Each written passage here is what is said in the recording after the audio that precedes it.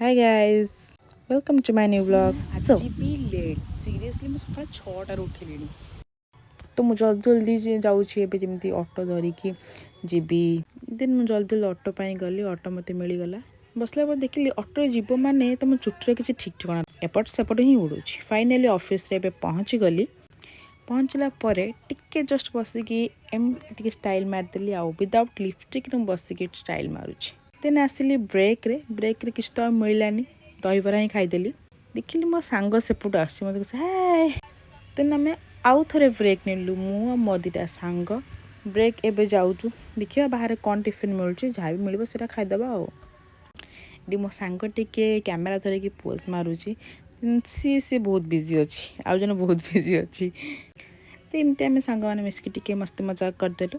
ମସ୍ତି ମଜାକ କରିକି ଟିକେ ଗଲୁ, ଦେଖିଲୁ ଦୋକାନ ତ ସବୁ ବନ୍ଦ ହିଁ ଥିଲା, ବହୁତ ଅଳ୍ପ ଦୋକାନ ଓପନ୍ ଥିଲା। ତ ସେଇଠି ମୁଁ ମୋ ଫୋନ୍ଟା ନେଇଗଲି ମୋ ସାଙ୍ଗଠାରୁ। ସାଙ୍ଗକୁ ନେଇକି ମୁଁ ଆଉ ଥରେ ଟିକେ ଷ୍ଟାଇଲ୍ ମାରିଦେଲି। ଦେଖିଲି ଷ୍ଟାଇଲ୍ ମାରିଦେଲା ପରେ ଦେଖିଲି ବରା ଆଳୁଚପ୍ ଦୋକାନ ଗୋଟେ ଅଛି, ତ ସେଠୁ ଆମେ ଅର୍ଡ଼ର କରିଦେଲୁ। ଦେନ୍ ଖାଇଲୁ। ଫାଇନାଲି ରାତି ହେଲା, ଏବେ ଘରକୁ ଫେରିବା ଟାଇମ୍ ହେଇଗଲା। ଅଟୋରେ ବସିଲି, ଘରକୁ ଗଲି। ରାସ୍ତାରେ ଦେଖିଲି ଆମ ପୁଅକୁ, ଯିଏକି ମୋତେ ଦେଖି ଦେଖି ଦୌଡ଼ିକି ଆସିଲା ବେଳେ ସେ ପଡ଼ିଗଲା। ଦେନ୍ ତାକୁ ମୁଁ ଉଠେଇଦେଲି, ଉଠେଇକି ଦେଖିଲି ସେ ତା ମାମା ସହିତ ବହୁତ ଗେଲ ହେଉଛି। ଭାଇ ସେପଟେ ବସିଛନ୍ତି, ସେ ଗେଲ ହେଇକି ପୁଣି ଧରିଲା, ମୋତେ ଧରିକି ଚାଲିଲା। ସେ ଖାଲି ବୁଲୁଛି, ଖାଲି ଦୌଡ଼ିକି ଏପଟ ସେପଟ ହିଁ ପଳଉଛି। ତିନି ଟିକେ ଗେଲ ହେଇଗଲା, ମୋତେ ଟିକେ ଗେଲ କରିଦେଲା। ଏବେ ରହୁଛି, ବାଏ ବାଏ।